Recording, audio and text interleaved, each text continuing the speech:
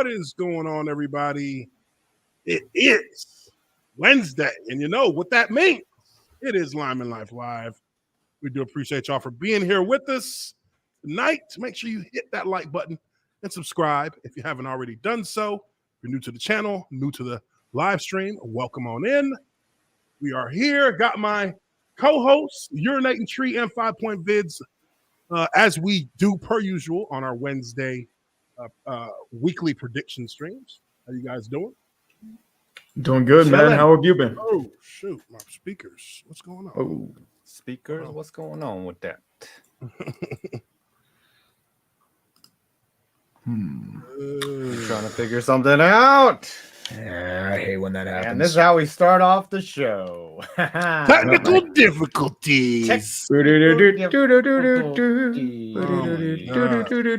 got to have like a little nut background song play in the background or something. Crazy.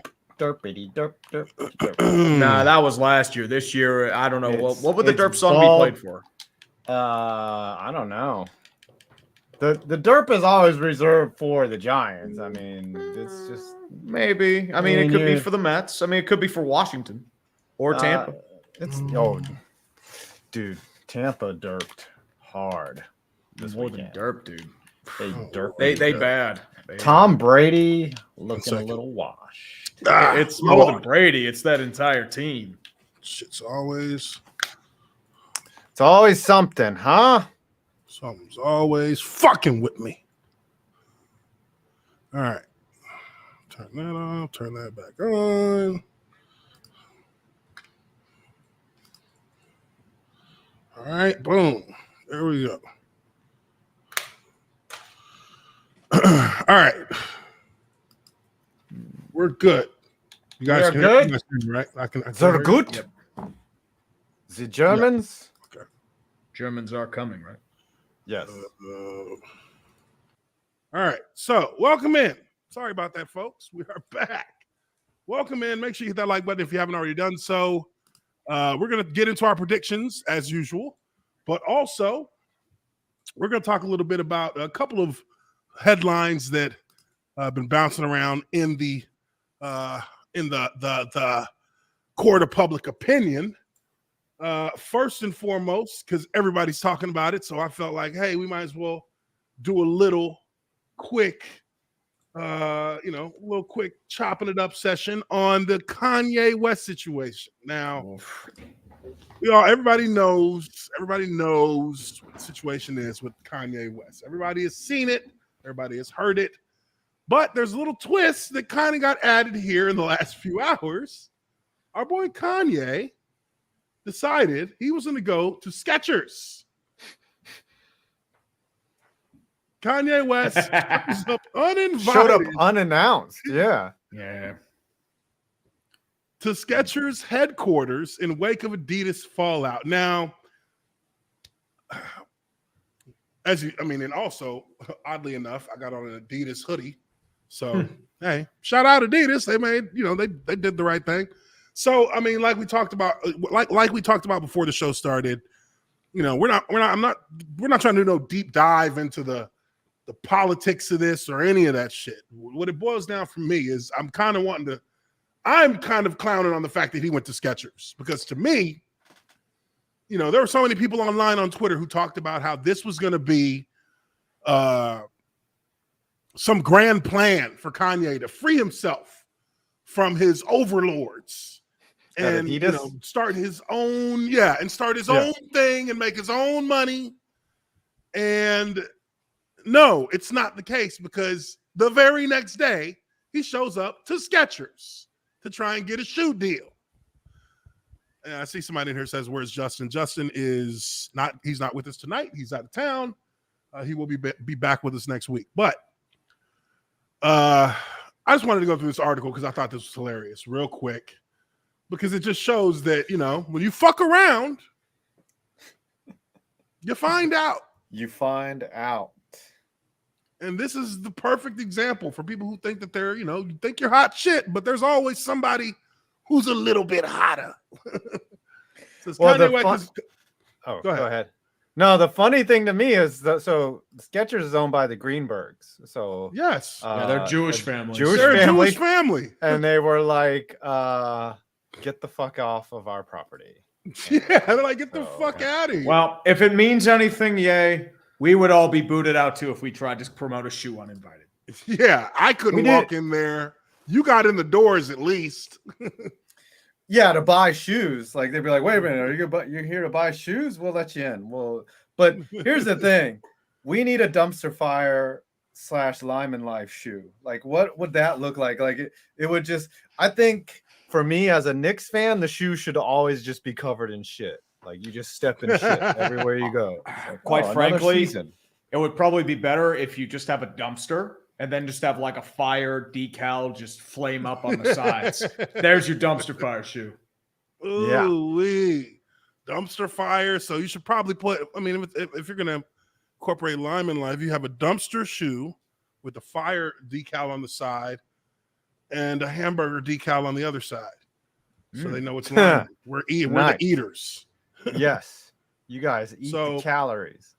No, the thing with Kanye, I'll just go back to it. It's like, my son just loves Kanye West and his music, but like he's been pretty quiet about this whole situation because like he went in a place where nobody can go with him. Like ain't nobody backing him up on what he said. That's like the one thing. That's the one area that you can't go to. Besides, and look, I racial. think and I think everybody kind of. And I want this to come out the right way. I think everybody understands why that, and those, the remarks that he made, everybody understands why those get jumped on fast.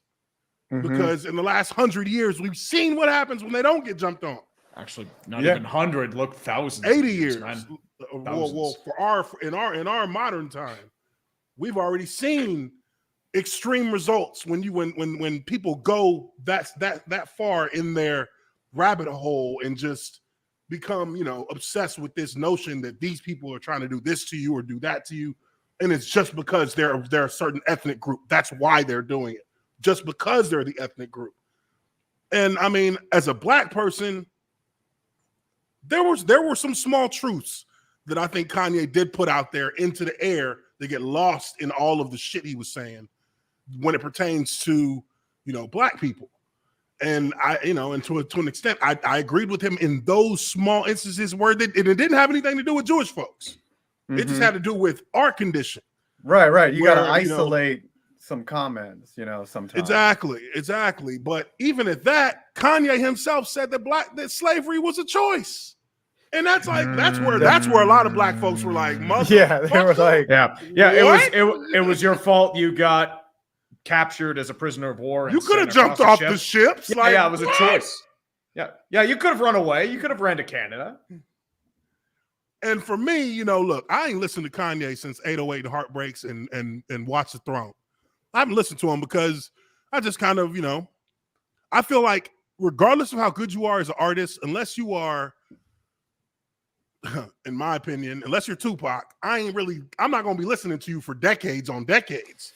Because eventually your music kind of loses it loses something that made it special. Even like with Eminem, I ain't listening to no new Eminem. For what? Yeah. I don't want to hear him sober. It happens. You know what I mean? Then that happens. And there's nothing, I have nothing, I ain't got nothing against lifelong fans. I'm a fan of Eminem. I'm a fan of Kanye in his prime, as far as I'm concerned, which ended right around Watch the Throne. Everything from that point on, I was just like, nice single, but I'm not buying no album. I don't care. Yeah. You know what I mean? Yeah. Like, so I understand where the youth, the younger kids who latched onto him in that post Watch the Throne era, because that was back in 2011, 2010. Yeah. Now those kids that were first hearing him when those songs came out, they're stuck on him. Like he can do no wrong. They think he's a fashion genius. Have you seen these shoes? I mean, well, if Balenciaga is a brand that people know about, then you can just throw shit at a wall when it comes to fashion and charge somebody $20,000 for it. And if you say it's good, that's the thing about the fashion industry. It's like if we say it's good, you have to accept that it's good. Exactly. And I mean, look, I fancy myself a person who has good fashion taste, actually. And there's nothing in my opinion that is groundbreaking about any of his shoe designs. It looks like he's just throwing shit against the wall and then shaping it into a shoe.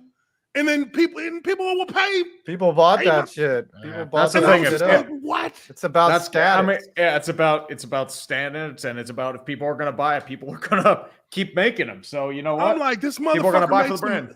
He made all he did was make some glorified Crocs, and people bought the shit out of these. I'm like, what?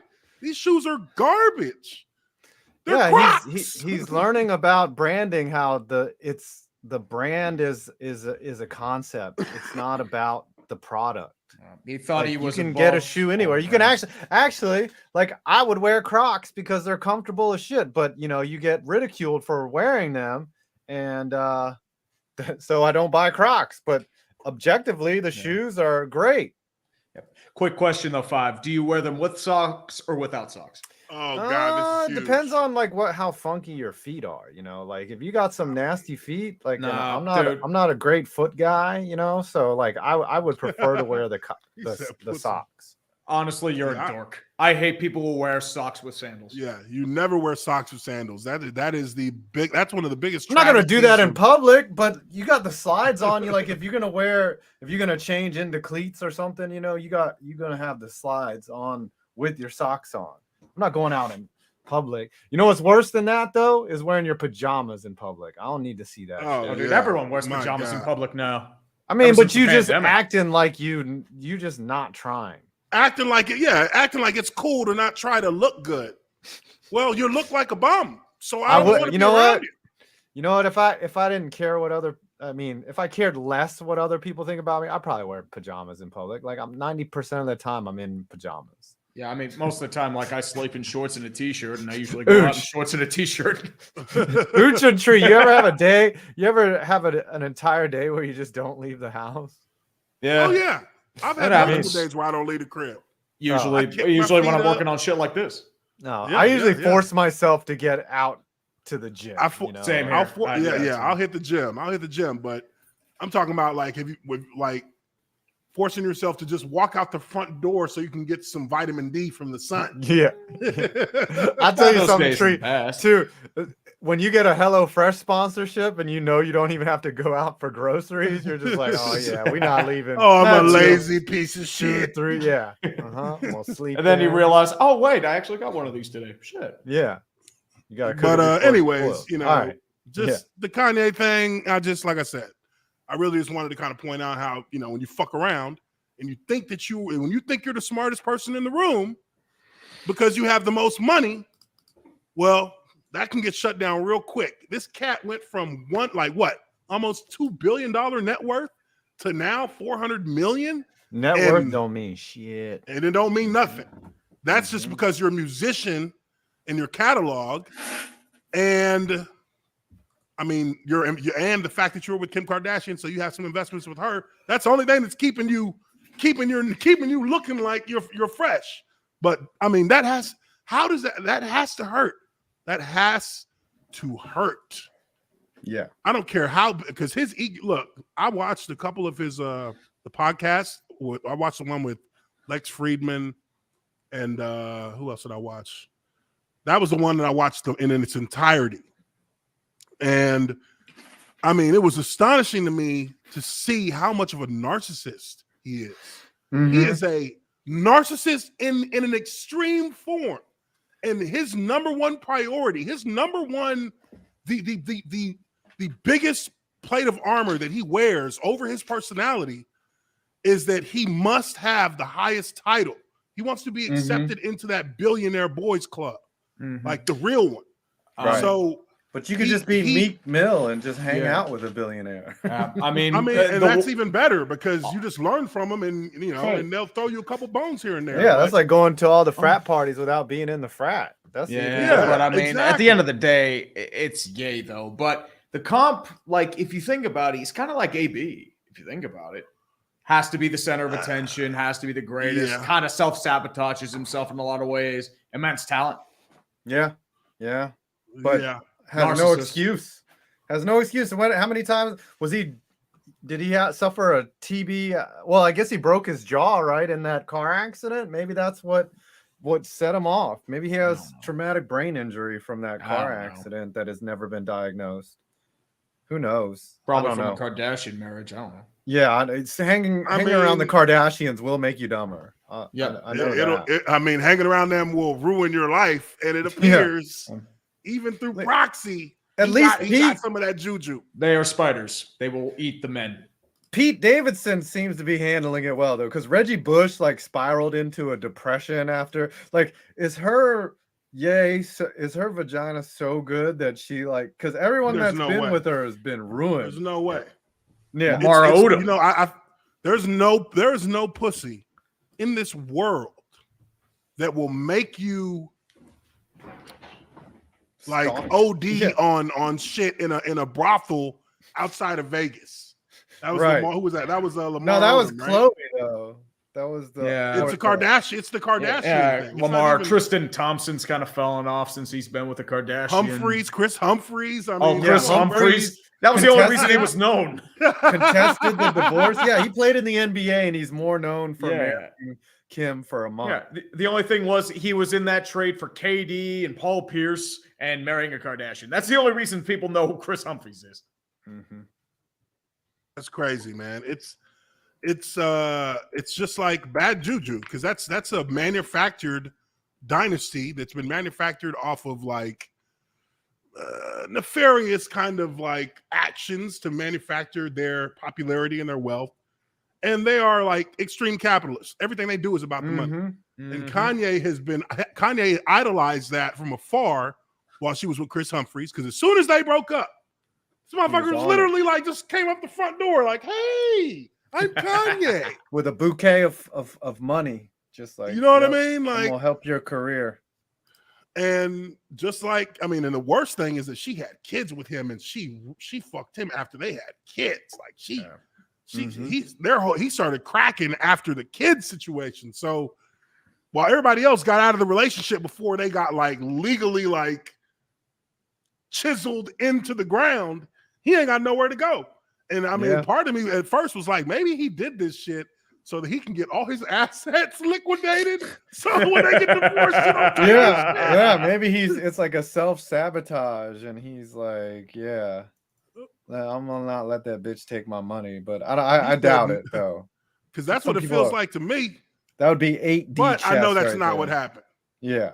But moving on from Kanye, I think we spent enough time on him. But there is somebody else who obviously shares a lot in common with Kanye.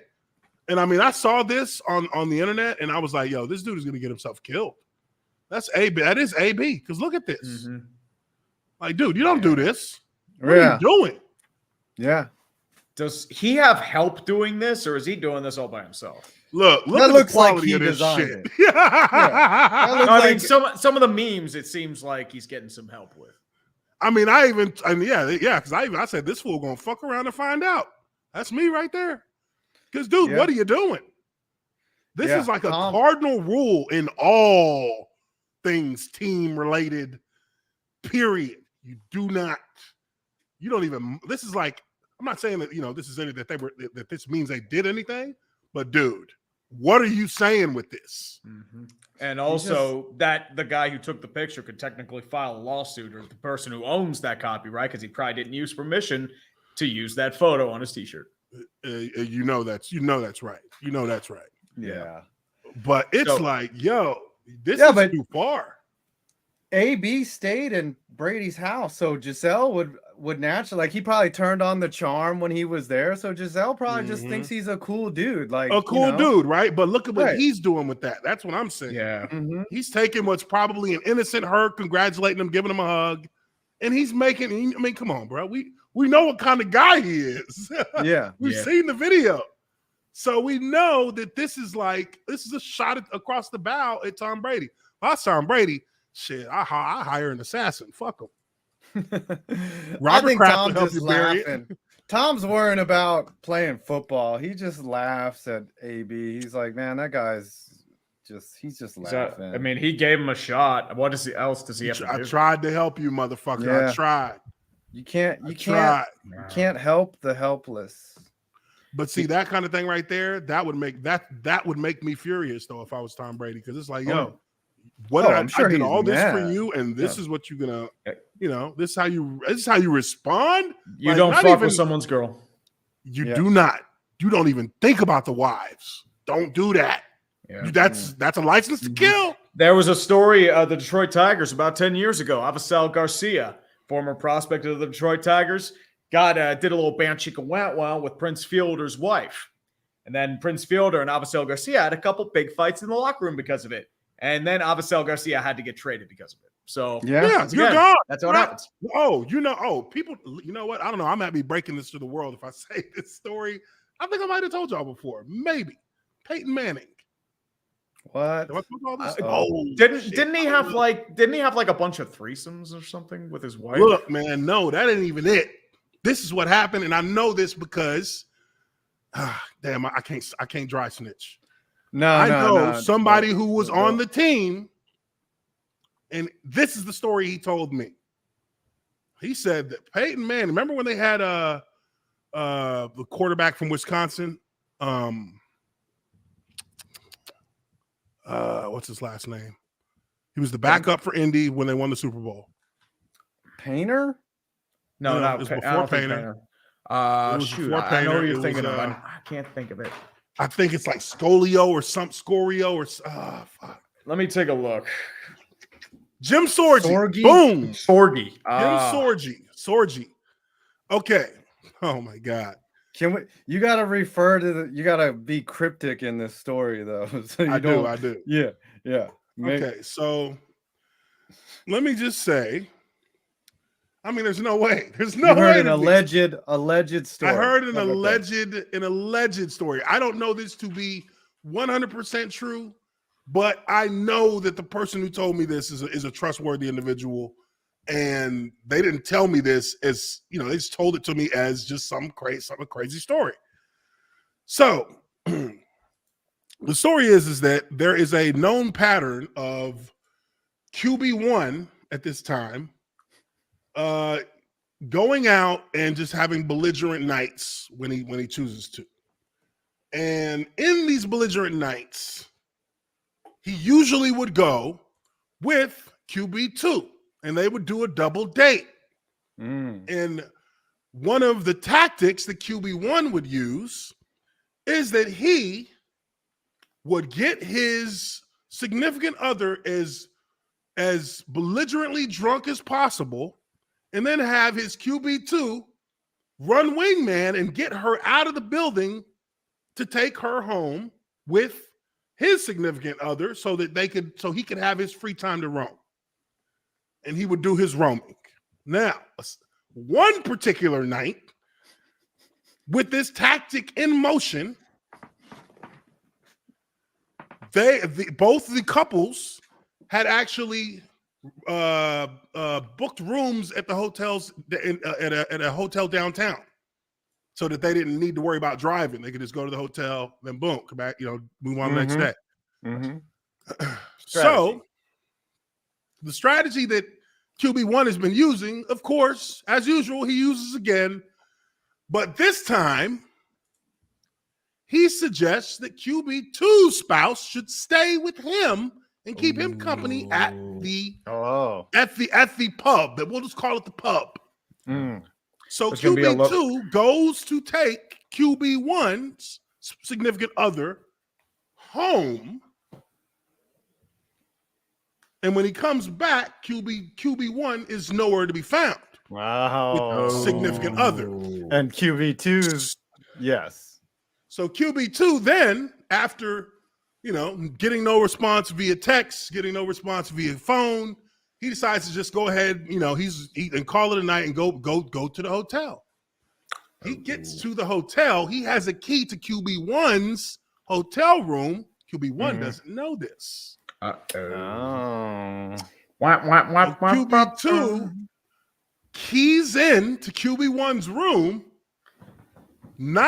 apparently not expecting what he walked into, which was QB1 buttoning up his shirt while QB2's significant other was sitting on the opposite side of the bed buttoning up her clothes. So they were going over taxes. Yeah. Going over place, Spread Eagle Omaha. That's what they're doing. So what happens the next day, QB2 tries to beat QB1's ass in the locker room. Oh, shit. They put QB2 on IR the same day. Oh, damn. And you never heard this guy's name again in the NFL. Yeah. And he was in the right. He was in the right. Didn't we have a deal? Like, come on. Because it looks like the gentleman's agreement. But because it looks was QB1.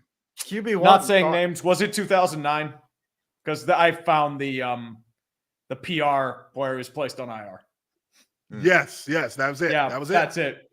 Yeah. Wow. Jeez. Wow. Placed on IR, never to be heard from again.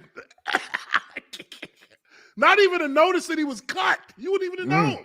Yeah. I mean, it is Peyton's backup. You're pretty much just holding a clipboard. So. Like, what are you supposed to do? Just take that too? Like, come on. No, hell no. I'm beating that motherfucker's ass. I mean, because that's completely off code. You know what the rules are here. Yeah. Those are the boundaries. Those have always been the boundaries. So apparently, Cal Ripken's, Ryan Sandberg's wife from the Cubs in the 80s was fucking like the entire team. And like they were passing her around.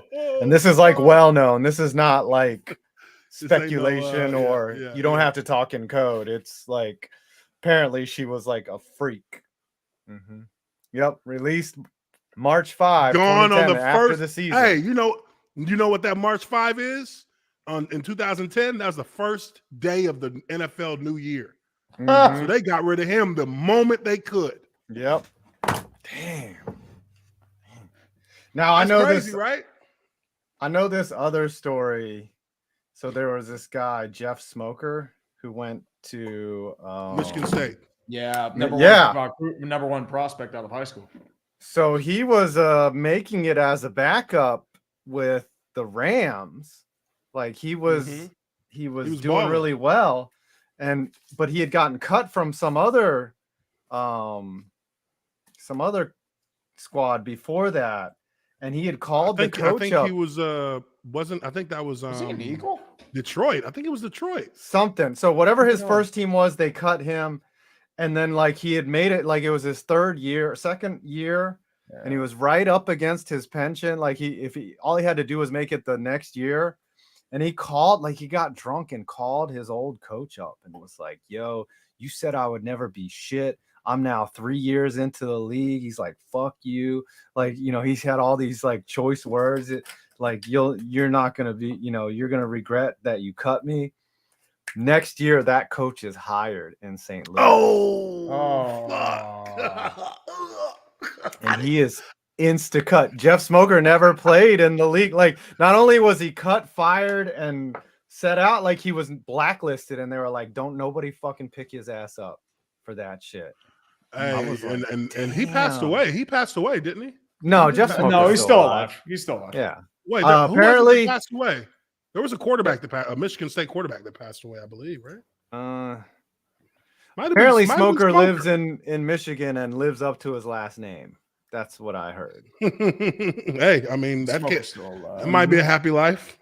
Yeah. Stan Hoyer, Van Dyke. Banks. All right, so let's keep it moving here. Next up, speaking of quarterbacks, got a little update here on our boy, the welfare king, Brett Favre. Reverse Robin Hood. Only the best.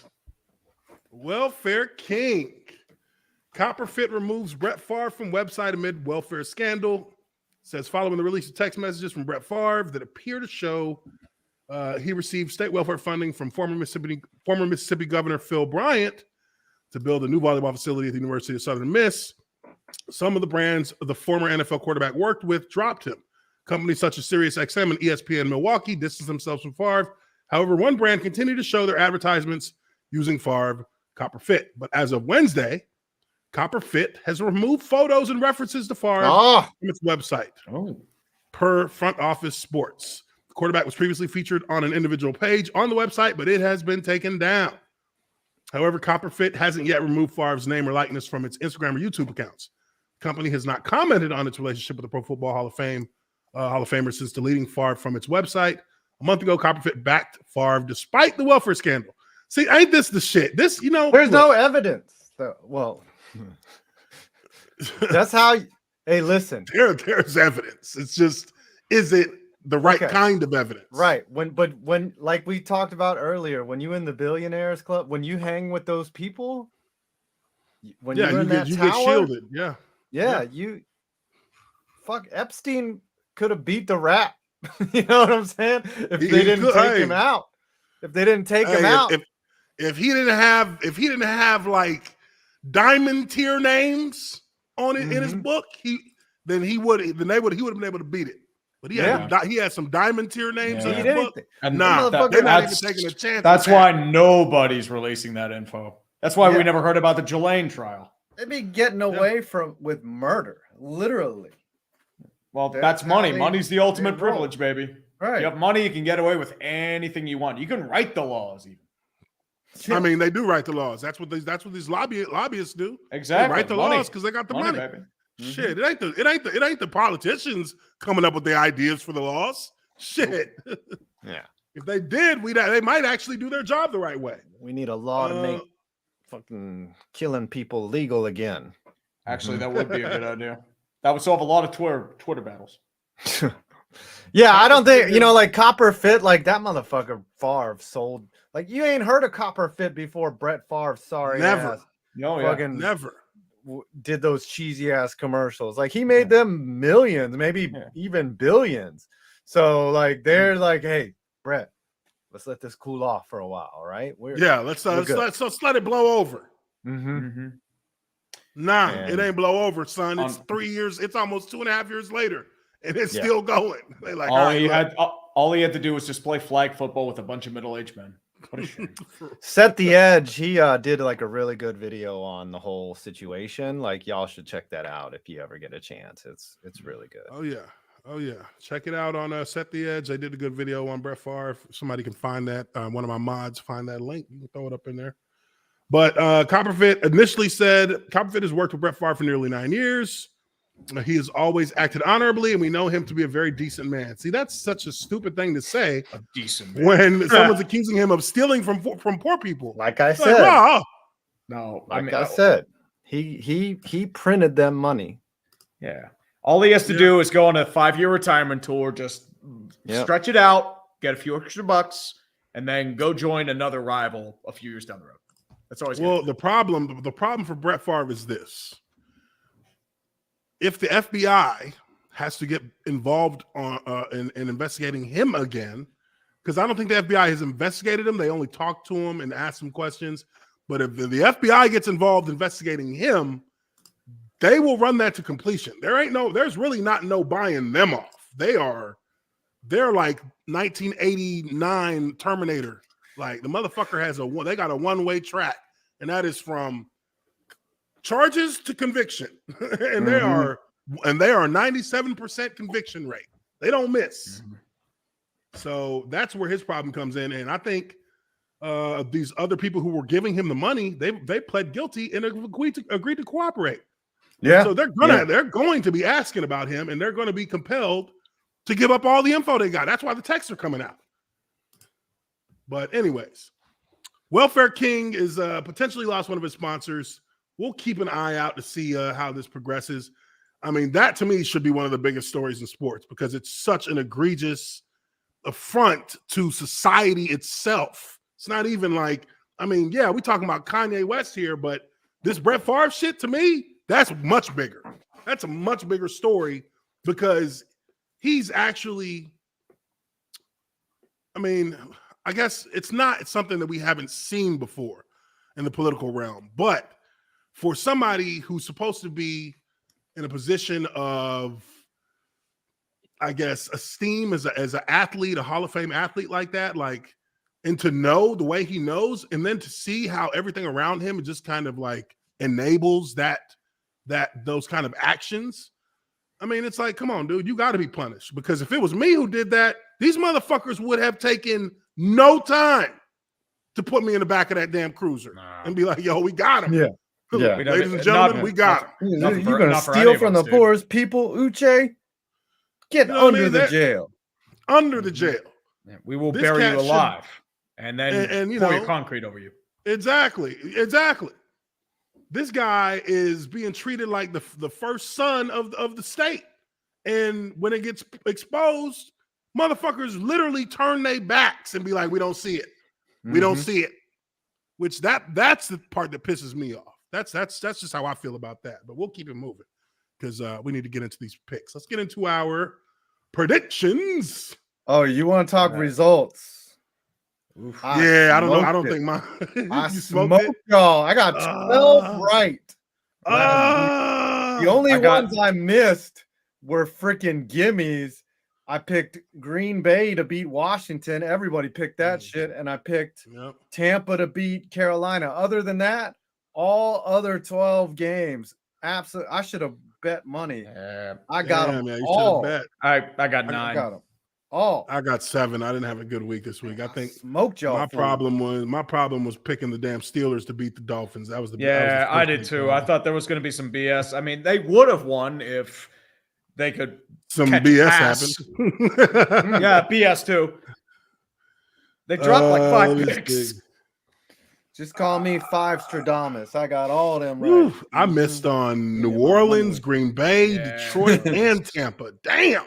You thought that Detroit was going to beat the Cowboys? I thought Detroit was going to. I mean, look, bro, they've been putting up 40 points a game. I'm like, come on. Trash. I did take the over in that game, and I got fucking burnt.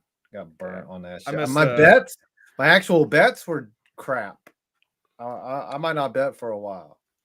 Need to cool down. All right, so let's go ahead. Let's get into. I talk about bets like I bet like $10 every time. It's still money, but it's funny money. You know, it's like, oh, let me make this interesting. $10. All right, so week 8 in the NFL. First game up here, the Battle of Wembley Tower. Wembley. In London, Denver goes to play the Jaguars. And I can tell you this, that's a home game for the Jaguars. Them Londoners, they like the Jaguars. They do like them. I remember when we played there, when I was playing, it was awesome. It was awesome. I ain't gonna front. I didn't care about the game. I was like, fuck this game. We ain't got no winning record. We ain't doing shit. I don't care about this game. Get this shit over with and let's party, cuz. Right.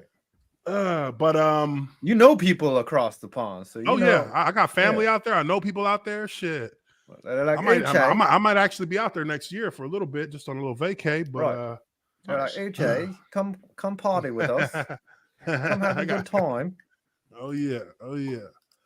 Okay, so honestly, I something's just telling me don't put it past the Jaguars to mess this up. They traded James Robinson. Sorry, and he must be like a malcontent or something, man. They did not like him from the moment he came in. Yeah, but once again, they did the same thing with Leonard Fournette. So it's a 50-50 thing. So I don't know who to trust. That's a pattern. They did it with Maurice Jones-Drew. They let him go. Didn't let him get a new contract. They did it with Fred Taylor before that. This is a pattern. This is what Jacksonville does. They give away good talent. God damn. I'm tired of us having to draft talent. But anyways, I'm going to get off that rant. Do I think Jacksonville can beat the Broncos? Well, they should be able to beat these sorry-ass Broncos. But just like the fucking Houston Texans, something tells me that these bums is going to go out there and fuck this off. But I'm still picking Jacksonville. Yeah. You gotta pick Jacksonville. I mean, Denver is such a complete mess right now, dude. They can do nothing on offense. Russell Wilson is out here doing high steps for 4 hours on an airplane. Who believes that? Nobody believes that. No, I thought a troll account posted that, and then it was actually the video came out. The video came out.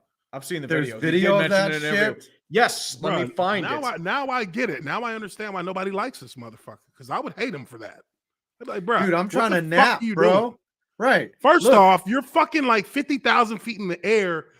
Your blood's not even fucking circulating right now. He's like, that boss, right? He's that boss that like. When you fly somewhere with him, busts out the laptop on the plane and expects you to like work with him and shit. Work with him, like you're gonna be there. Like you can hear what he's saying next to you. Even. Right. It's like and he's looking over your shoulder, like fill that out, and you're like, dude, I'm exhausted. I need to sleep on this freaking plane. Screw you. Okay, I found it. What is it about Russell Wilson that he has become like the most hated player in the NFL? I dare say. He kind of gives Carlton from Fresh Prince of Bel-Air vibes without any of the authenticity. It kind of comes off as fake now. Like it used to be authentic, when he was, saving it for marriage. He was up and coming, but I feel like the money saving it for marriage. What? He said that? Yeah, he was a virgin until marriage. Oh, that's a lie. And then his wife cheated on him with Golden Tate. I mean, honestly, if he's like that, Broncos country, let's ride. It must have shown. I put the interview in the private chat, by the way. I guess she won the virgin. Or here we go. Here's the interview. Let's listen to this shit. I can't believe this shit. I don't really get jet lag. What was it, 8 hours flight here? The first 2 hours I was watching the film, and then for the next 4 hours I was doing treatment on the plane. I was walking up and down the aisles. Everybody was knocked out. I was doing high knees and working on my legs and everything. I think he's trolling, dude. Like for 1 hour. For 1 hour? This guy sucks. What's your problem? Are you me? He is talking as if he thinks that's what he's supposed to say. Skit. Yeah, it looks like a skit. Yeah. What if it's 10 years of a bit and then it's just all? And he's the greatest human alive. If it is a bit, the greatest troll job ever. Whenever he retires, we're going to get a documentary, and it's not going to be like Tom Brady's. It's not going to be like Michael Jordan. It's going to be the complete opposite. Mm-hmm. It's going to be, look at this bit I just ran on the NFL for the entirety of my career. I hope Russell Wilson is, like McAfee said, the most brilliant troll ever. Like, you ever be on an online forum and someone like goes with a trolling thing? Like, this one guy faked that he built his own Batmobile for 4 years and then finally revealed that it was all bullshit one time. I was just playing. Yeah.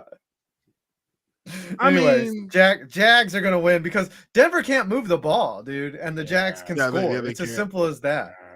So if they lose, Denver's gonna launch nukes and blow it all up. Apparently, Bradley Chubb is gonna get traded if they lose. Ooh, hey, you know what? Could be a fire sale. Trade deadline's on Tuesday. So you've seen now you can do a fire sale and in 2 years be back contending if you get the right coach. Yeah, 2 years. Unfortunately, not Jacksonville. We tried that 4 years ago. It still hasn't worked. Yeah. Well, Denver's locked themselves into a bad Russell Wilson contract, so you got to get rid of the coach and hope you can hammer out his mistakes. Oh, dude, if they lose this game, Nathaniel Hackett will need to go. I mean, he should have been gone after week 1. You kidding me? I ain't gonna front. After a 64-yard field goal. How bad is that? You get fired for performance. Like Herb got fired for being just a dumbass. Like Freddie Kitchens got fired for performance. He didn't get fired. He made it through the year, didn't he? Kitchens? Yeah, I think Hackett will make it through the year because it's just lost. He shouldn't though. No, if it's once it's lost. Look, once it's lost, they're gonna put you'll know it's completely over. They're gonna put Russell Wilson on IR. And they're going to be like, look, we need to get you healthy and get you ready for next year because this shit is over with. What's going to happen. We're going to get rid of the coach, get rid of the offensive coaching staff, bring in a whole new offensive staff and head coach and start this shit over because we got defense set. We can't let defense sit out here for 2 years with nothing happening. Like, can't do that. And then they're going to trade away some players. They're going to keep some players. They're going to trade away some. But I think if they lose this game, that's the first sign that they are going to clean Nathaniel Hackett and the offensive staff out. Because it's just not going down like that. Yeah. It is awful. This won't be done. Ooh, this next game is super interesting. Yeah, this one is way more interesting than I would have thought at the beginning of the season. Mm-hmm. You have the 5-2, number 1 in the fucking division, New York Jets, hosting what a strange the New England Patriots, the evil fucking empire. The first Death Star has been destroyed. They're trying to create the second. Who do we think pulls it off? I think they're confirming Mac Jones as starter this week. Yeah, Mac Jones was not healthy in that game, and Bailey Zappi looked like, the second coming. But then the Bears really clamped on defense after that. They were front running. They were already front running, so they could just hold it. Gosh, I gotta go with the Jets here. Like they're the better team. Yeah, and they have more momentum. And honestly, I think they have better offensive coaching, even though Zach Wilson isn't that good. I do not trust Matt Patricia and Joe Judge to run an offense, as you see what happens with Mac Jones. How are they having this success with a quarterback who ain't shit? Good defense, solid running game.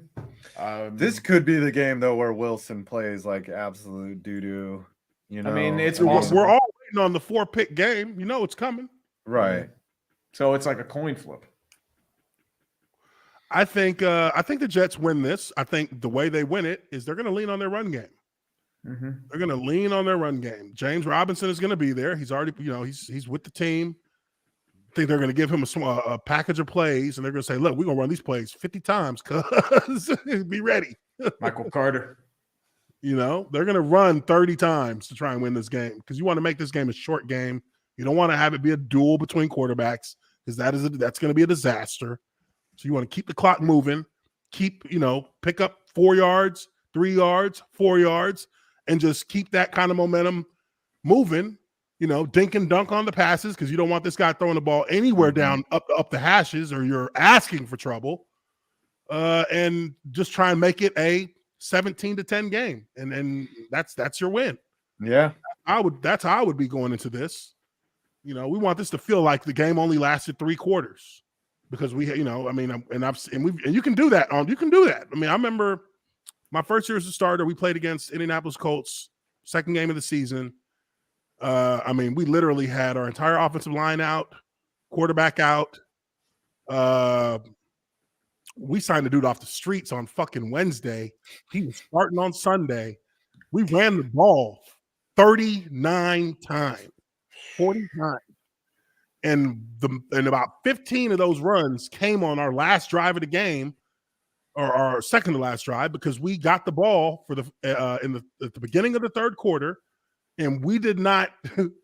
we got the ball at the beginning of the third quarter, and we kicked the field goal with like 10 seconds left in the third quarter.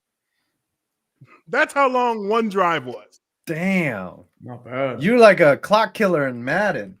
Like, you ever play against somebody that just drains the clock and you're just like, this is terrible. It was like 3.5 yards of play. We just was getting enough to get a third and short. Mm-hmm. You know what I mean? The trickle down offense. Shit. Yeah. So we'll see how it plays. I think that's a good plan if you go into this against a team that, obviously you don't want to get into. Belichick still has tricks up his sleeve. You don't want to have to deal with all that shit.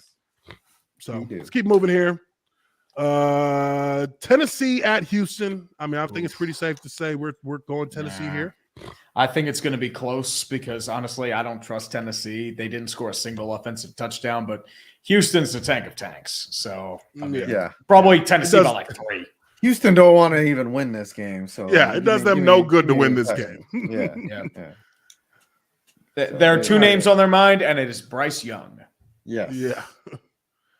All right, so Bengals, who have gotten their mojo back, Bengals at Cleveland match, and a Monday nighter too. Mm-hmm. Monday nighter. Ooh, Monday night. Deshaun Watson not back yet? Nope, not till Houston. We got 4 more weeks. Houston. Mm-hmm. The irony.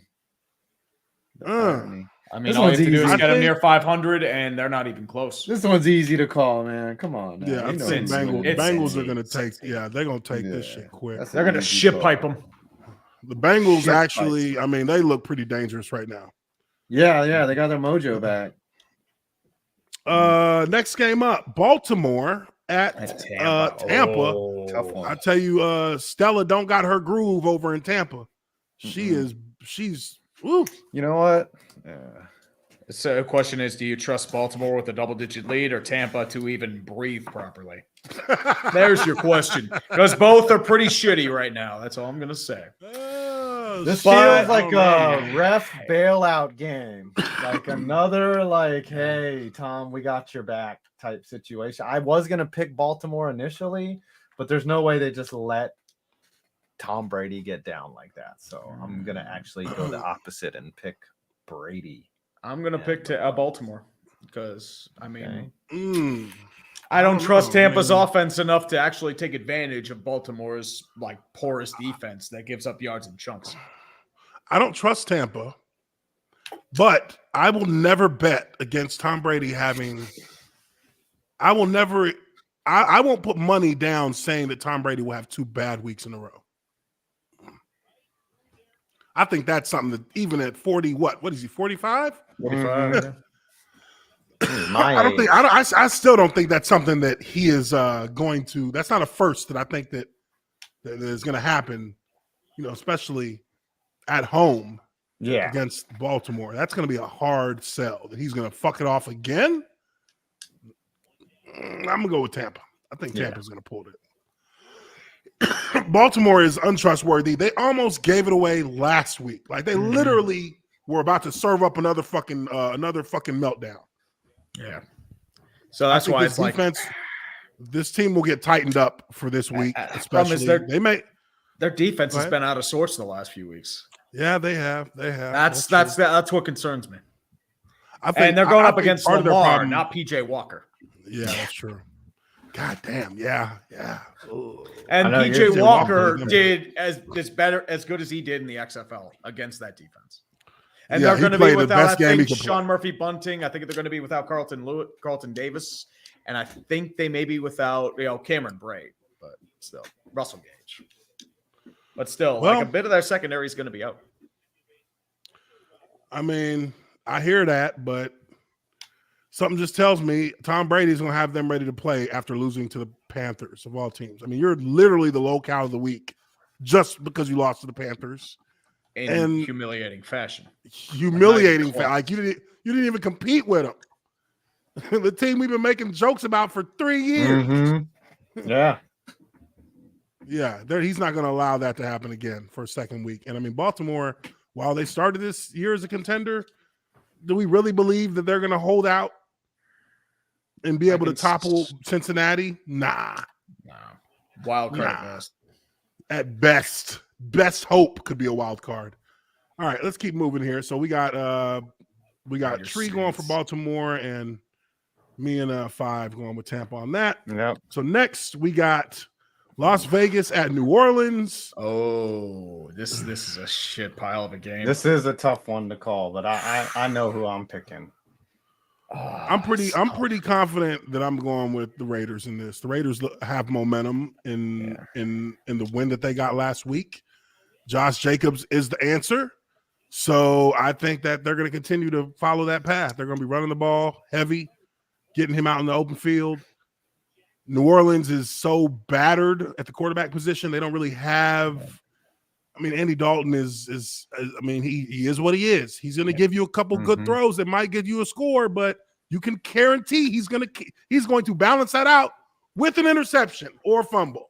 They're battered everywhere, man. Everywhere. And they're battered everywhere, yeah. And aging. I agree with you. I'm going to go Raiders, even though I don't like their coaching staff. I think, quite frankly, I like Vegas's offense against New Orleans' defense right now. Especially if Marshawn Lattimore is going to be out again this week. Yeah, I think Oakland. I think Josh McDaniels is figuring a couple things out, like how not to suck. So I think I wouldn't go that far.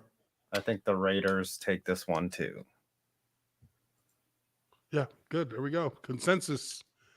First consensus of the night, I think. No, we got Jacksonville. We had Jacksonville. All right, next up. Oh, shit. This feels like, and I've been hearing this all over Pittsburgh, this is the kind of game that the Steelers somehow bullshit their way to either a close loss or a fluke win. I have no idea why, but it feels like that kind of game. And I base this on the reasons of fuck you and chaos. It's the only reasons. Chaos is a ladder. It is. It's but seriously, I'm gonna go Philadelphia. I think it's gonna be close. I don't think it's gonna be a blowout, but it's gonna be a heartbreaking, winnable game that you managed to piss away. In-state rival. I figure it'll be a closer game than maybe, if they were playing against a New Orleans or an Indy. Really, an Indy, because I think Indy and Pittsburgh are probably the closest in team like ceiling right now. Y'all both trying to figure out what the fuck to do with quarterback. Yeah. Mm-hmm. Yeah. But man, I mean, I can assure you this. Philadelphia will lose a game this season, but it ain't gonna be to the goddamn Steelers. No, I don't agree. It's not gonna be to them. Yeah, I think there are people that say that Steelers Cowboys, maybe even the Giants. The Giants can get that win. I think the Giants have a better shot than the Cowboys. The Giants would have to play like a perfect game. Yeah, but the Giants are the Giants. Look, and this is the problem again that I keep going back to when you look at these teams. This team this team doesn't know what it wants to be on offense. Do they want to be a downhill team, or do they want their quarterback to be the superstar, 50 passes a game guy? And that's what they tend to lean towards when the chips are put down on the table. Mm-hmm. This team is the opposite. Their superstars in the backfield, and that's who they're going to lean on. And he's going to need that bitch 30 times if y'all want a chance to win this. So I look at that and I say one of these teams will beat them. But I think that team that runs the ball more gives themselves a better chance. But yeah, Philly's winning this one. Let's keep moving. Oh shit, Miami's beating Detroit. I think we know that. Yeah, I think so. I mean, Detroit's they're a mess again. Like, what the fuck happened? I thought they had something. They were holding on to something. Dan Campbell, I mean, as likable as he is, I just don't know if he can actually game plan properly. Yeah, he was having issues with this last year, but I thought it would improve, but it's not. So he's his offense a meathead. Well, he needs guys who doesn't around know how to game plan. Pretty much. I think the thing I was thinking about this today with who Dan Campbell is. Dan Campbell is like me and baseball. Like I study baseball. I think about the swing. I practice really well. I hit on the tee. I really care about baseball. As soon as I step in the batter's box, whiff. That's gonna be me, dude. And that's Dan Campbell. Like, and I mean, I have a decent swing, but like I'm not, against the real competition, it's gonna be ugly. So that's how I think of Dan Campbell. Like he says the right things, he prepares, he gets ready, but when it's time, when it's time to be the coach, he's just not very good at it. When they need greatness, you don't attain greatness. Yeah. He's no Brian Dable. Like he's a motivator. I think you bring in somebody to handle the game planning. Yeah, hopefully.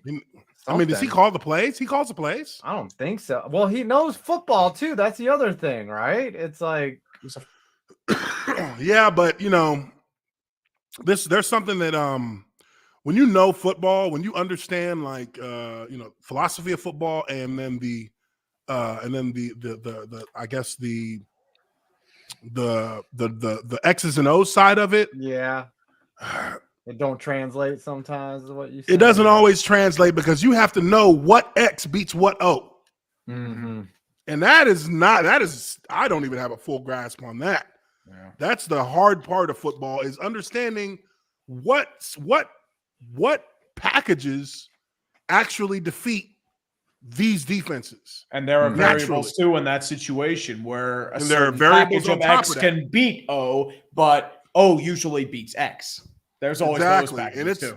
And a lot of times you can't figure it out until you fucking lose your ass a lot. Then you start to slowly clears up. And you say, okay, well, if I can run digs or I can run, I can run comeback routes on, on cover twos. I can run, you can't run anything in the flats versus a 3 buzz. Anything in the flats will get picked off. Like, but it's hard to know when are they doing that and when are they not, because 3 defenses can look exactly the same and be different defenses. Yeah, some guys are just better at it. I think the Dolphins win this easily. Yeah, of course. As questionable as McDaniel is, I mean, he can't lose this, right? Yeah. The Commanders coming off of a shocker, winning their last game against Green Bay. They visit Indy. Indy is going to have a new starter at the quarterback spot. Yep. They have officially benched Matt Ryan. Not because of injury, but just because of money. They've seen enough. It's a business decision, and he's not good. Business decision. Which is sad. Ellinger looked good though, right? Ellinger is he's gonna provide something different. I mean, look, this could be a spark for the offense. Sometimes that happens. I'll tell you what. When I was in Jacksonville, 1 year I think this is what got Jack Del Rio fired. He decided he was going to start Luke McCown, the quarterback. After you just cut Dave Garrard, and then we just got Blaine Gabbert in he just showed up at the end of preseason to join the team after being drafted. And then we had Chad Henne as well, right? So I'll never forget this shit. We're playing. We barely beat Tennessee, but by the skin of our teeth, we beat Tennessee in the first game.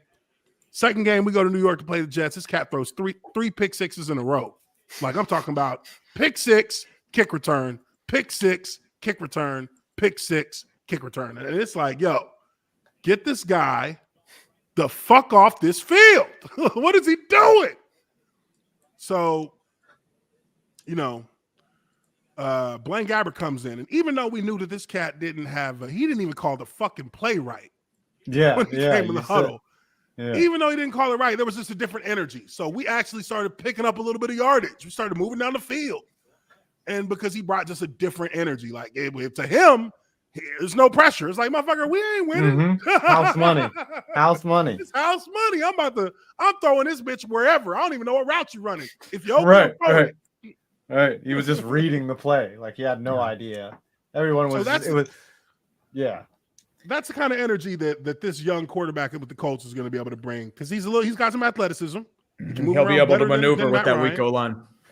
Yeah, he can move around. He can save himself. And I think to a certain extent, in a very small extent, because of the past that the Colts have had with protecting their quarterbacks, that has something to do with why they want to sit Matt Ryan too, because they told him that they were protecting him coming to Indy, and they haven't done that. And he can't continue to take them shots. They'd have to guarantee him $32 million next year if he gets injured. That's why. I mean, I mentioned this last night on Dumpster Fire. Like, he does get, I think, 12 to 14 million guaranteed for next year, but still, it's like it has to sting as like a pro athlete, because he spent 15 years starting in the NFL, multiple Pro Bowls, and offensive MVP, like a 28-3 away from having a ring. You should have a ring. But at the same time, now it's like you're not good enough. You can no longer play the game. You're done. It's gotta hurt. It does hurt. I know it hurts. Different era. Because that hurts. That hurts any player, because you don't. We never want to believe that time is going to come where somebody's going to say, "Look, you just ain't good enough no more." Yeah, that's the saddest time. That's a hard thing to hear for somebody who was. I mean, if I ain't good enough, why I'm still in the league? Yeah. But and I mean, he's been playing football for 25, 30 years. Yeah, his entire life, dude. His entire life that's worth talking about has been associated with football. Yeah, we all get told. But I like the Colts in this game. I'll tell you that. Yeah. I think Ellinger is going to be fine. Is Jonathan Taylor back? Because, it depends. I mean, this is tough. I think it's a lot tougher than I expect. Ooh, Let's see what their depth chart's looking like here. Do you think look at this. Matt Ryan, he says he admits to shock about being benched, so he didn't even expect it. Wow, I'm not surprised. It's a bummer. I mean, he did. It's a shitty situation. Honestly, I think Ellinger's going to get a bit of a shock. I mean, Del Rio's kind of lost his luster, but I still think he can scheme up something decent with the pieces he has. I'm going to go Washington in a last-second field goal by Joey Sly.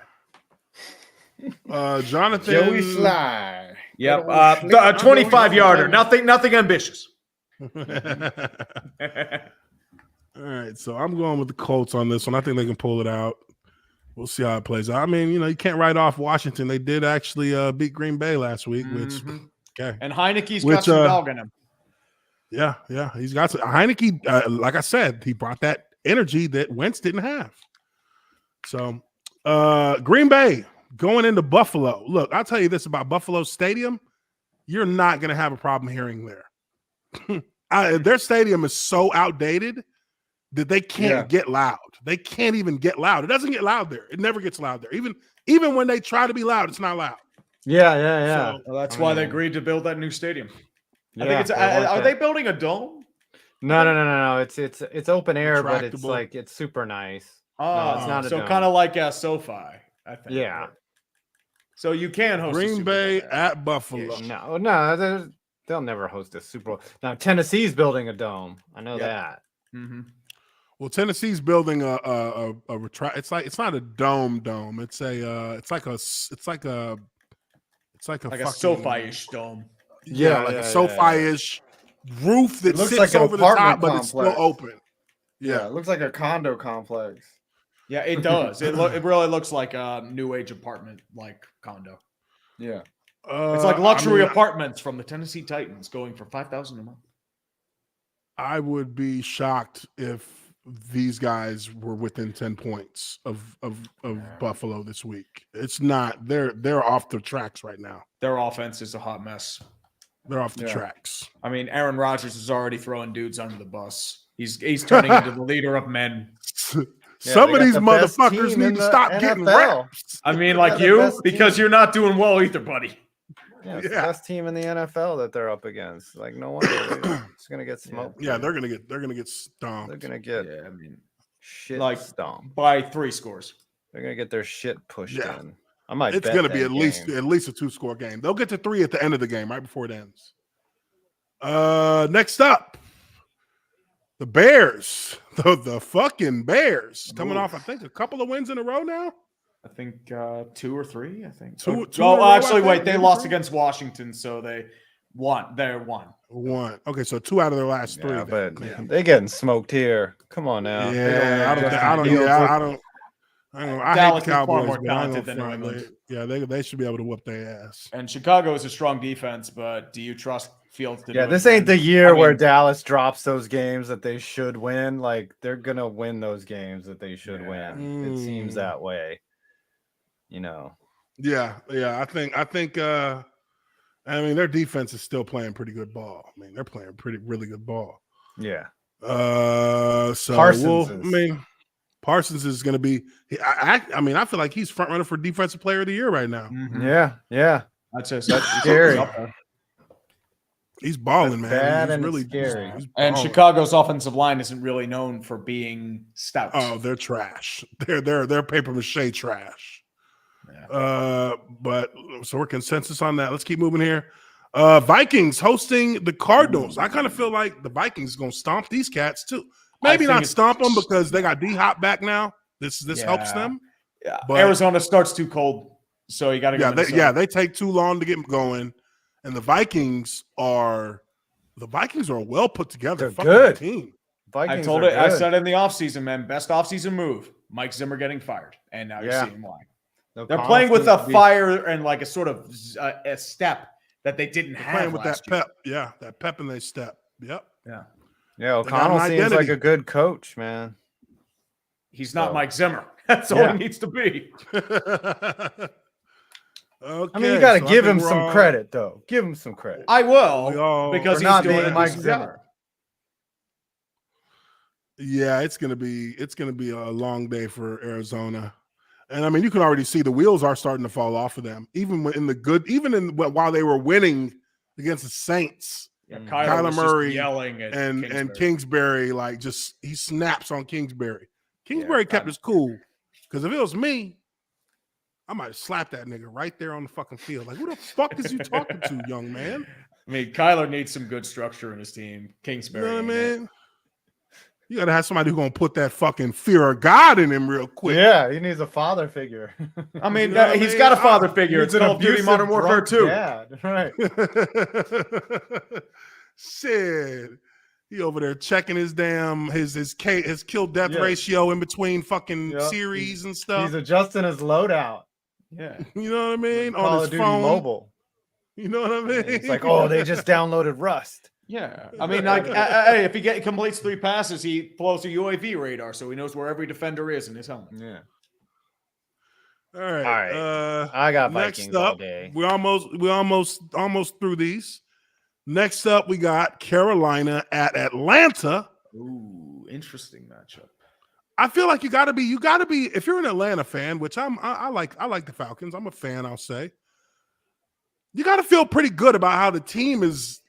I mean, they're actually performing way above what your bar was. Yeah. I mean, just I think they have the best chance of winning the division right now. I think they do. And that win over the Bucks was a fluke for Carolina. It's just they'll go back to earth. Like now they got some film on PJ Walker. They'll figure out what he's not good at. Exactly. Is AJ Terrell going to play though? Because he's week to week apparently. We don't know yet. I thought. You'll probably know. We'll know by Friday. Fridays when they have all those things knocked out. But yeah, Atlanta. I think Atlanta is obviously a better team. Their foundation is much sturdier, so they should get that. Yeah, I mean, now this next game, this is going to be an interesting game. This is going to be an interesting game. Probably game New of the York week. Giants at Seattle. Seattle is at the top of the division. Mm-hmm. They've got a quarterback performing literally polar opposite level as the quarterback they used to have. And no one expected it. Nobody expected it. He's the Rich Gannon of the modern NFL. Kind of similar stories, right? Yeah, I mean, Gannon showed flashes, but Geno Smith really didn't show anything. He was just like, oh, it's Geno Smith. It's Geno Smith. He sucks. And then it's like, what the hell was this? Yeah. It's like, I expect Geno Smith to move you down the field and then turn the ball over. Dude, Geno was bad in New York. I mean, he used to throw the ball into the stands. Like, he used to, and it wasn't, game plan or scheming. He was just bad. Lay off the crack, son. Yeah. I think, go ahead. When he came in 2020, I'm sitting there like, wait, Geno Smith's still in the league? That's what I thought. And then he played for the Giants, and he was equally bad. Like, and maybe Pete Carroll just knows how to design a system around his strengths. But what strengths does he have that Russell Wilson didn't have? I don't know. He's younger. That's it. I mean, not he that looks much. mobile. He looks like he's making those intermediate short passes. Yeah. They're managing the deep ball. Like he's managing the game well. He's being productive. And that's why I think, I think it's at home. So that's where, in a 50-50 situation, like I'm going to give the edge to Seattle there. It's going to be a close physical game, but I think maybe, the Giants, their magic, their genie in the bottle gets a little shine taken off of it. I think honestly, the Seahawks rookie class has been really strong, oddly enough. Kenneth Walker is looking like the offensive rookie of the year. Tariq Woolen, a lot of people are praising. I haven't seen a lot of him, but Walker looks good. Yeah, Walker looks good. Woolen looks really solid too for a 5th round pick. You have impact players in Cross, Maffey, and I believe Lucas is another guy. But they're doing strong. They're a well-rounded unit, which I really can't believe I'm saying about Seattle, who I thought was going to be hot garbage this year. Yeah, because they lost the one guy. Mm-hmm. Yeah, it's weird because they don't have a team around Russell Wilson. Yet around Geno Smith, they're a much more cohesive unit. I don't get it. Yeah. It doesn't make sense. Maybe it's that phony shit that Russell Wilson putting out there that made it seem like. And quite frankly, I mean, as much as I like the Giants right now, I'm going to go Seattle just because it's home cooking. Woo! Yeah. It's tough. That 12 man can have an effect now. Yeah, that 12 man is a real 12 man. I'm not going to front. I played there 3 times. I think Daniel Jones's lack of wideouts and like the lack of a passing game, I think is gonna kind of hurt him here.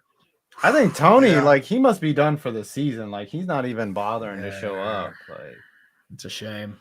You need wideouts. I mean, again, I think this is where, I mean, and everything I was saying is I believe is correct. But I think that, again, this is where in these situations where you're going into hostile territory like this, one of the keys to the game is always to control the tempo, because that will keep the crowd quiet. That'll level the playing field somewhat, because you're going to come into that game and they're going to initially blow the roof off that bitch. Ain't no roof, but you get the phrase. They're going to blow it up. And you got to be able to withstand that by just getting first downs. Don't worry about points until you get until you get close to scoring. Get first downs. That's what quiets them. They're going to be rowdy on the first set of downs. If you get a first down, they're going to be rowdy on the next set. You get the second first down, they're only getting rowdy on third down now. You get the third first down, they're not. They're starting to get nervous. Third, but they're getting a little nervous because now you in their territory. And then they're going to get a little rowdy when you get in the red zone. But if you get that first down in the red zone, things will get real testy. Now they're still going to be loud in the red zone.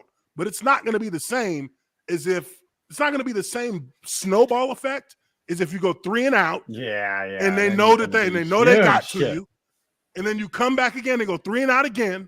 You're never going to get a quiet field, quiet stadium. You're going to be dealing with rowdy shit the rest of the day until you start getting first downs and shutting them up a little bit.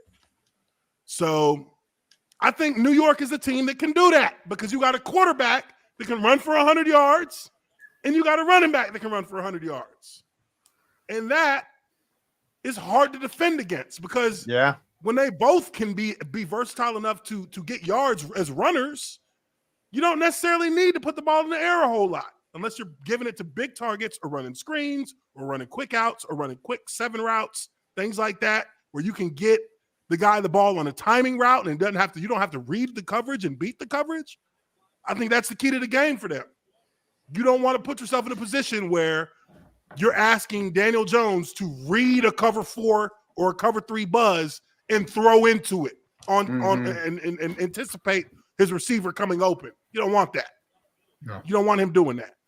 I think New York is designed to handle the kind of territory, the kind of environment they're going to play in. Now, when it comes to executing, like you say, they're going to stick around in that game until they start seeing the team lose a little bit of their edge. Then they're going to get back into their trench warfare and just start pounding, RPO, pound, read option, pound. I think New York gets it. New York, though, what's interesting is they have not led by more than a touchdown at all this year.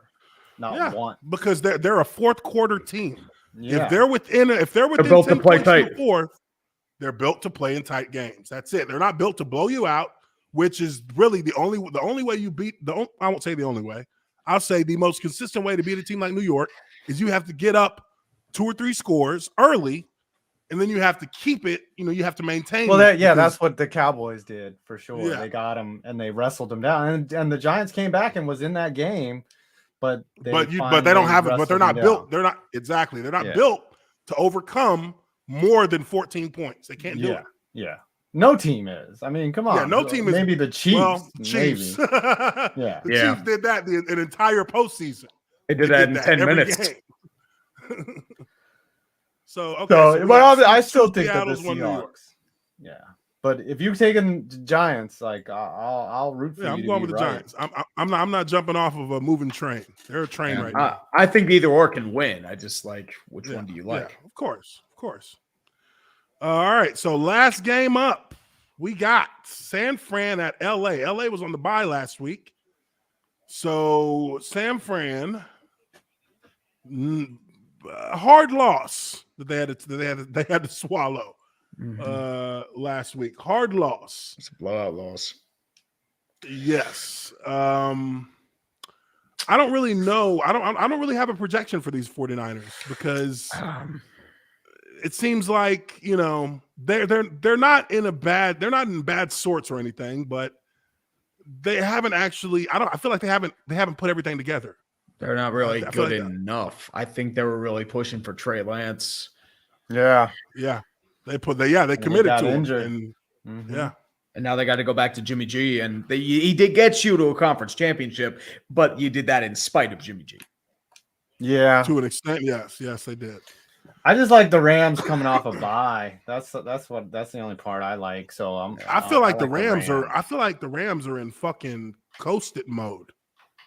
I don't know why I feel that way. I feel like they're like, hey, fuck this season. We can lose this season. Yeah, you have the ring, kiss it. And the one thing I will say, San Francisco consistently owns LA in the regular season. That's why I'm picking the Niners here. Really? Doesn't matter how it is. I think they've won something like 7 or 8 straight. Yeah, they have. They have beat them consistently. Yeah, except when the game that mattered, but still, they still own them. Yeah, I think I'm gonna go with San Fran too. I think that, you know, I just don't have. I don't know that I don't have faith in the fact. I mean, LA their quarterback is ailing. Yes, they got playmakers, but at the same time, it looks to me like that entire team is like their offense of sorts. We don't care that much. we did get a Super Bowl. We are defending champs. We don't care. I mean, that happened with the Giants. You know, like they're the year after they won. Like they just didn't care. Too. It's like Steelers too. We got the ring, you know. It's like, all right. Oh yeah. So what? You know. Are you gonna get a Super Bowl this year? Yeah. You're not getting one for beating us. We already got ours. Yeah. You know, that's why you got to respect the teams that get all the way back. You know, like because it takes an immense amount of focus. Oh my gosh, immense amount of focus. All right, so that is it for our picks. Let me lock these bad boys in right quick. Lock my picks. Locked. So got that done. Now, I mean, I guess I'm kind of doing this backwards. Let's talk a little bit, real quick, about just the trades of this week that have kind of hit the news wire. You got our guy Robert Quinn going to the Eagles from Chicago. Yeah, that pissed me off. It's like, how are you gonna make the Eagles better? Like, fuck you. The Eagles said we're gonna go ahead and, you know, stack it real quick. We're trying to get that oil. Quick ring. Quick ring. They are going to pull a Rams and just try to load up. I mean, you have a rookie quarterback and a rookie deal. So you know what? Fuck them picks. And you know what? You don't even need it because you got the first round pick from New Orleans. So whatever. You're still picking in the top 5. Guess what? You could go pick Will Anderson if need be. I think I thought that was a good move for them. And there was I believe there was a player from Chicago who was like actually shook up by this. Roquan. Yeah, Roquan, right? Yeah. This cat, you know. He was upset. Yeah, I mean, his he was his boy for a bit. Yeah, it was his boy. Yeah, and Roquan is wanted out for a bit too. Yeah, he said he wanted a trade. And you know, and when you say you want to trade, especially if you're a guy who's a core guy, they're gonna fuck with you. They're gonna be like, nah. We're gonna do you like Baker. We're gonna wait until it's the McCaskies too. So. That's all you got to say. They're not really. We're not trying to get back. Financial spendthriftiness. You know what I mean? So that's definitely a big move for the Eagles. Also, you had the James Robinson trade. He's in New York. That's huge for the Jets. I mean, yeah, that was a great get, and he's going to become a stud for the Jets. He's a guy he's a young player still, and he's come back recovered. He's recovered from that Achilles tear. He's a young guy. He's gonna get back any potential speed he lost from that injury. towards the end of this season. Like you're going to see it come back to him towards the end of the season. Mm-hmm. And for the Jets, that could be huge because they could be rolling into the playoffs potentially. And the running game in the playoffs is, I mean, that's the heart of the playoffs. Yep. Usually, the Chiefs always tend to be the exception to that rule, but generally, if you can run the ball well, you are putting yourself in a good position in the playoffs almost off the jump. Who else went out? There was another player. Didn't the Cowboys? Anthony Hankins, Cowboys? I think it was. Yeah, Cowboys tackle. Got Anthony Hankins, defensive tackle. I mean, yeah, that's probably adding for depth. With the Cowboys, but a lot of rumors about players. I don't foresee there being any like earth-shattering moves being made. I mean, the Giants might pick up like a tight end or something, because Bellinger's out. There might be Green Bay will probably pick up a wide receiver or two as a last-ditch effort. Yeah. I mean, your biggest trade was think probably that, if I were the Giants, I mean, it depends on what their salary cap's looking like, but if I was the Giants, I would try to make at least some inquiries into a receiver somewhere. Yeah. Hey, Rams, y'all want Allen Robinson still? Y'all still want him? They're so overachieving. Like they probably don't want to give up any draft picks. They might want to give like late round picks, but they're doing so well that they're about a year early on the development. You know what I mean? Like they're a year ahead of schedule. You got to act like you're still on schedule, though. Take what you got now for sure, but don't empty the clip. You still got plans for the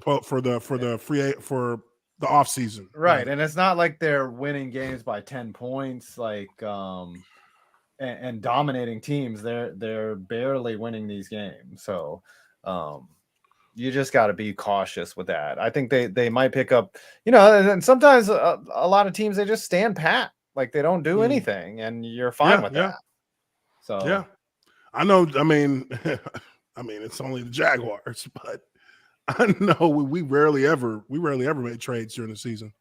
Rarely ever. I think we traded away Mike Thomas. They traded him away literally the year after they gave him money because he just fell off. Like it was like, oh, y'all gave me the money. All right, fuck you. That tends to happen, unfortunately. I'm not good anymore. Yeah. Oh, Dion, they traded him to Arizona. Imagine going to the Redskins when you knew you were washed for $40 million. I mean, you do the same thing too. It's like, okay, the random dude's offering me $40 million, and I'm like 39 and washed up. Fuck it, I'll take the $40 million. It's like getting a severance. It's like getting a severance package for a job that It's like one big party with a bunch of old Pro Bowlers from the early '90s. Let's go. It's like, so you are stupid enough to give me this money? Yeah. Thank you. Oh, thanks, Dan Snyder. You dumb fuck. All right, ladies and gents, that is going to be it for us here on Lineman Life Live. We appreciate y'all for being in here with us. Make sure you hit that like button. Make sure you subscribe to the channel if you haven't already done so. We'll be back next week. JB will be back with us next week as well. But we appreciate y'all for being in here, and we will catch you all on the next Lineman Life Live stream. Peace out. Peace.